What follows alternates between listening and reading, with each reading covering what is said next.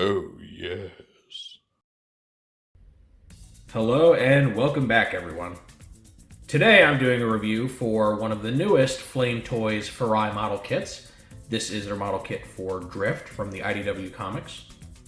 If you guys have seen my previous reviews on their model kits, you know that so far I've only really been tempted to collect the IDW characters. I haven't really been sold on the original designs they have. I don't know, it's not really my thing. So naturally, with Drift coming down the pike, I felt inclined to pick this one up. Now, unlike IDW Optimus and Autobot Megatron, Drift has actually had an official Transformers action figure before. And that action figure was based on his earliest Earth alt mode appearance. The specific form they chose for their model kit of Drift is one that he assumes a little bit later in the series. So even though there is a Drift toy, you are getting a slightly different version of the character, and one that is canon to the comic books. So I decided in the end that he was worth picking up. If you saw my previous two model kit reviews, you should have an idea of how this is going to go. We're going to just take a look at his packaging real quick, kind of marvel at the art and all that. I'll open it up, we'll see, whatever this comes with, instructions, plastic sprue network, stickers, all that fun stuff. I'm not going to film myself putting it together because it's going to take forever. But once I have assembled Drift, I will show him off to you guys, detail, his poseability, accessories, and all that, and then I'll give my thoughts on the model. I'll be doing some group shots with the other two model kits, just so you can see these IDW characters together. I'll be doing a group shot / comparison with the Generations Drift toy. And then at the end of the video, I'll wrap it up with my final thoughts. So Drift comes in this pretty big, pretty sturdy packaging here. It's very thick. Got this just beautifully rendered art of him in a battle stance right on the front. He's in front of some ruined cityscape. You got your Flame Toys logo, Furai model, which is their, cheaper assembled model subline. You got your Transformers branding right here. Got his name, Autobot symbol, all that fun stuff. Just some more branding and his name on the top. Over here, it's actually just a wraparound of that city scene. It's kind of hard to tell.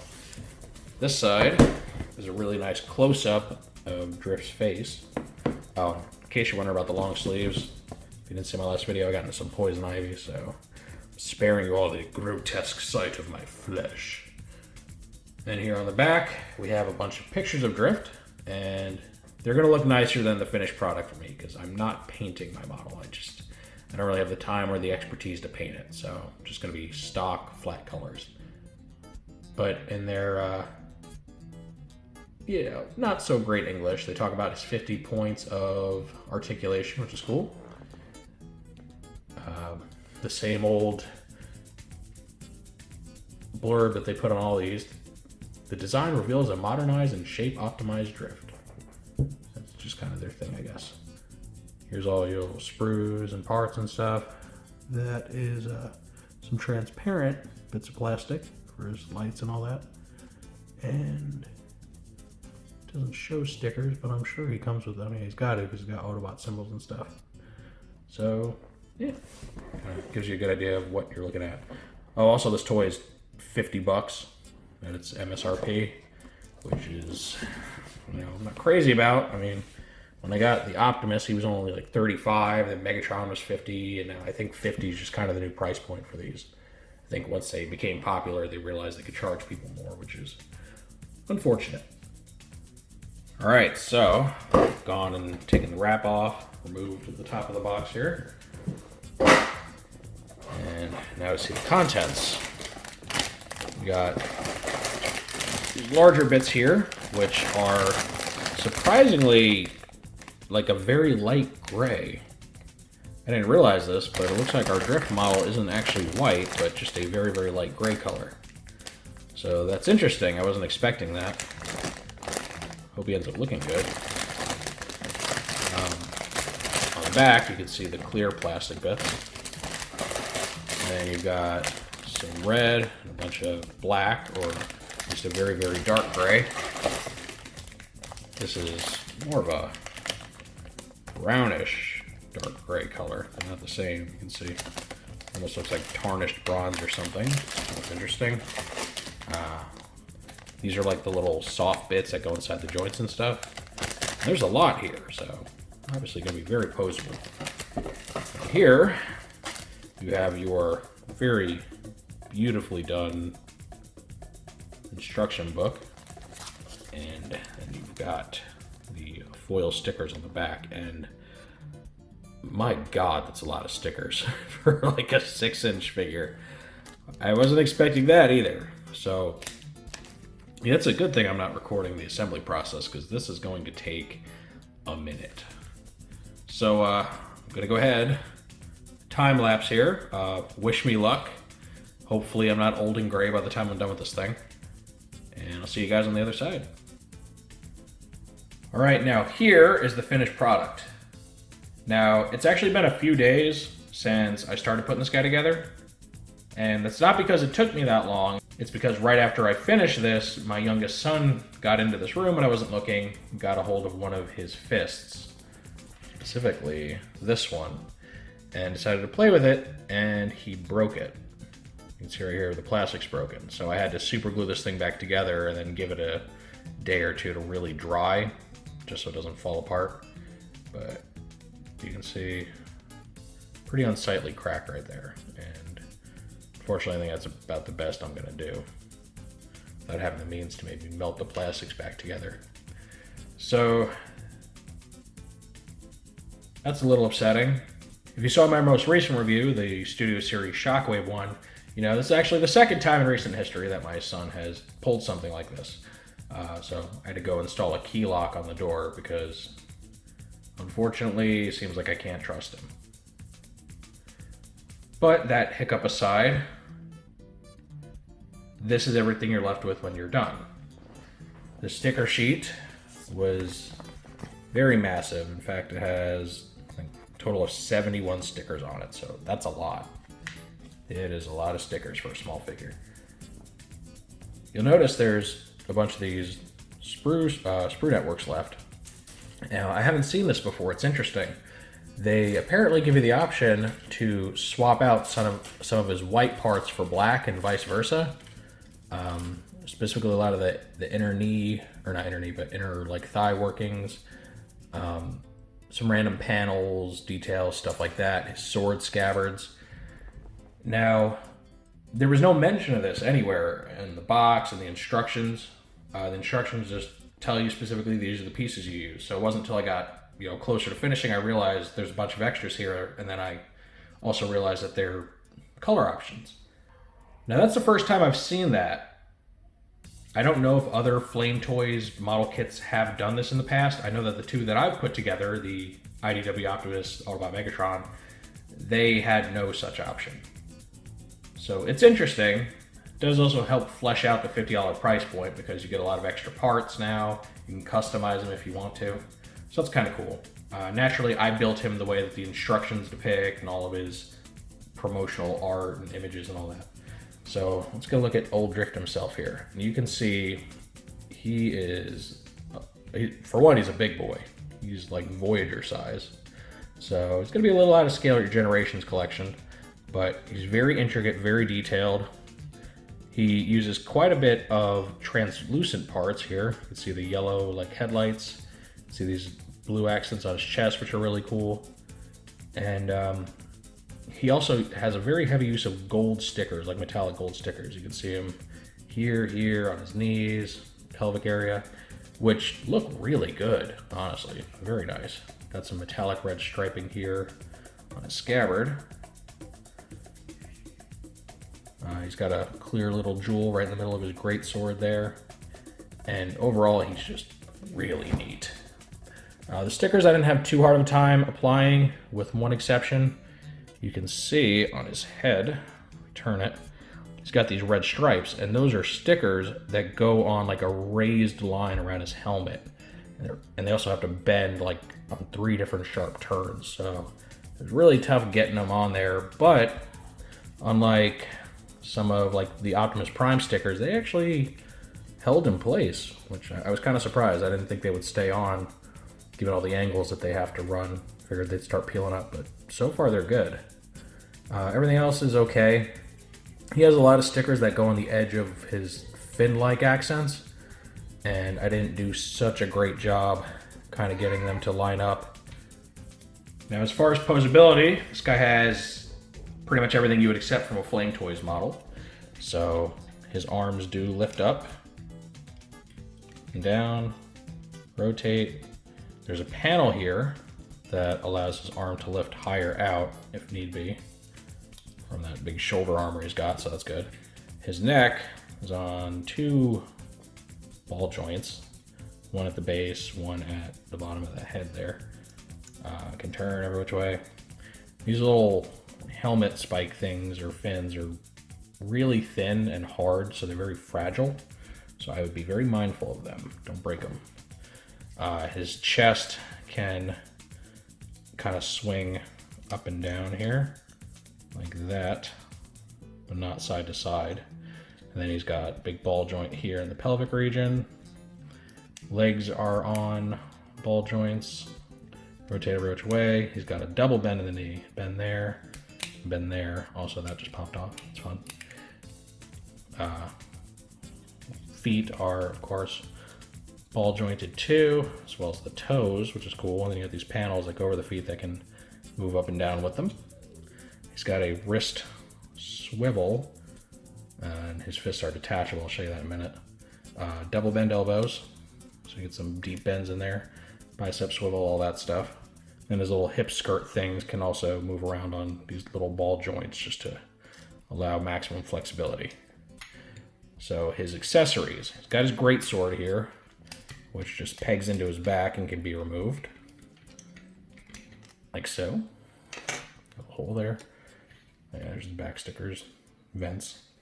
And then his scabbards can also be removed from his hips, if you so choose.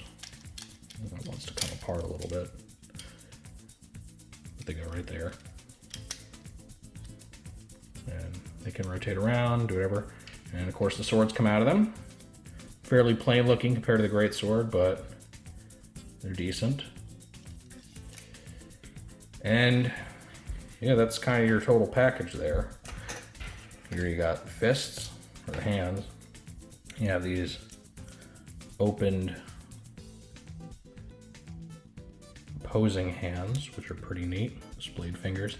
And then you have ones that are molded to hold his swords.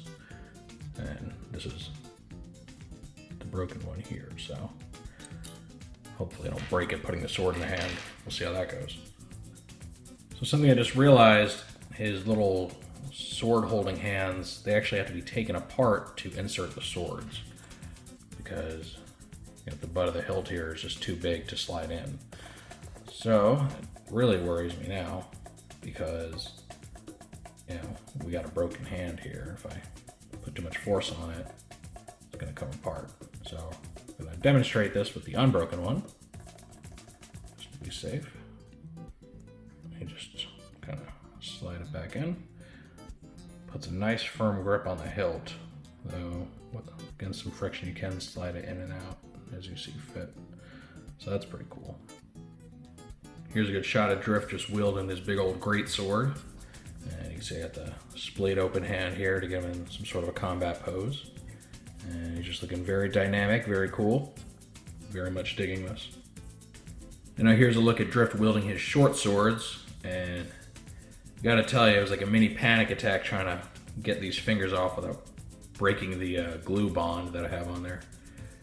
But I was able to do it, because I do feel an obligation to show this guy off in all of his glory. And yeah, he just looks very cool. Looks very much like a decked out samurai or feudal warrior of some kind. And I love it. This is such an impressive looking piece. I mean, everything about him is dynamic. Here he is with the other two model kits that I own. You have your IDW Autobot Megatron from the More Than Meets the Eye and Lost Light series. And then you have IDW Optimus Prime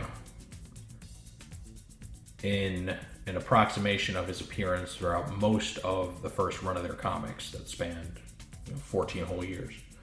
Now compared to these two, he is very intricate as far as design aesthetics go. I mean, these guys aren't slouches with their paneling and all that, but they just don't have that decorative look that Drift has. And, you know, there's kind of always been a stylistic clash between him and most of your traditional Transformers. They tend to be a bit more blockier, more robotic. He is much more ornamental in appearance because he does mimic kind of a romanticized notion of an actual human samurai. So naturally, there's going to be a bit of a stylistic difference. Now, one thing you'll see is that he is still a little bit shorter than these two, which is good. I am glad that he's not taller than Prime and Megatron, because then I think they just would have made him too big. But he is still pretty beefy. And you know, honestly, he feels heavier. I think he's got a higher part count and all that. But yeah, just wanted to show you that. See how he compares to the other two IDW-inspired models. Now lastly, here's a look at Drift with his Generations counterpart. And you can see that this guy, again, is just much more decorative. The Generations toy is based off of Drift's first Earth alt mode form. And you can see a whole lot of car parts going on. He's a bit more in line with your standard Transformer. This guy kind of forgoes any of the real kibble except for maybe like the headlight shoulders, which makes him a little less realistic, but you know, much more impressive looking overall. You can see that the model kit is quite a bit taller than the deluxe toy, so they aren't really in scale with each other, but it's not a massive difference. I'd say maybe about half a head or so difference. It's not too bad. One, I guess, big difference in the quality between these two is that Generations toy, it doesn't have a scabbard for his big greatsword. It just goes directly on his back. So not quite as cool looking. And it also, because of the way it kind of slides in there, gets in the way of his legs. It's kind of stuck between the car kibble and his legs, so it really hurts his posability. But they both still have the same general appearance, right? They got the big headlight shoulder pad things. They have their scabbards on the sides, which are, you know, in his case, are made actually of his car kibble, which is a neat touch. And, you know, you can tell they're meant to be the same character, though most readers of the comics are probably going to be quicker to recognize this model over this toy. He just really conveys that very dynamic comic book appearance a little bit better, which, you know, he gets away with because he doesn't have to actually worry about transforming. So I think that's pretty much all I have to say about this model. And as far as my final thoughts on it, I wasn't crazy about the price. I think $50 is a lot. I mean, we're talking, you know, the price of a leader class toy. He's not very big. However, after getting him in hand, just seeing how many parts this guy is made out of, how many accessories he comes with, and then the whole bevy of extra parts that you can use to customize him and, you know, mix and match the colors to your liking, I think he's actually more justified than most of the model kits being that expensive. Got a ton of stickers. It actually seemed to hold on really well. Haven't had any issues with them peeling up yet, which is good. And I mean, I think he's one of the most impressive looking overall. So if you don't mind doing the model kits, if you have the free time, I mean, with everyone on quarantine, you got lots of free time. I would get this guy, though I'd recommend ordering him online. Try not to go in the store. BarnesandNoble.com, as far as I know, still has him in stock, along with a bunch of other e-retailers. So I would get him that route, have him delivered, and just waste some hours putting them together. It's a lot of fun. You don't need a whole lot. I would maybe pick up a model building kit, specifically tweezers for the little tiny stickers you have to apply, little nippers for cutting the plastic pieces off the sprue, and then maybe a file, just to file off nubs and rough spots. You can do it with household items, but it's not quite as easy. So yeah, I mean, he was a fun build. I really regret that he ended up getting broken a little bit, and I assume it's only a matter of time before that piece ends up breaking off again. Super glue doesn't really seem to work very well in plastic. So yeah, I know this is a bit out of the norm for me. I normally only review actual Transformers figures not so much model kits, but I've been waiting on this guy. I really like the IDW stuff they do. I think they hit it out of the park every time, and I'm hoping to see more from them, honestly. But now that I've said my piece, tell me what you think. Is this something that, as a toy collector, you'd be interested in? Or, maybe you already like model kits? I'm sure there's a pretty big overlap there. Do you think his price point is warranted? Would you have liked to see anything different with this? I'd love to hear all of your feedback in the comments section. If you enjoyed this little review, make sure to toss it a thumbs up. If you want to see more like this or any of my other videos, make sure to subscribe and hit the notification bell so you always get a heads up when I post something new.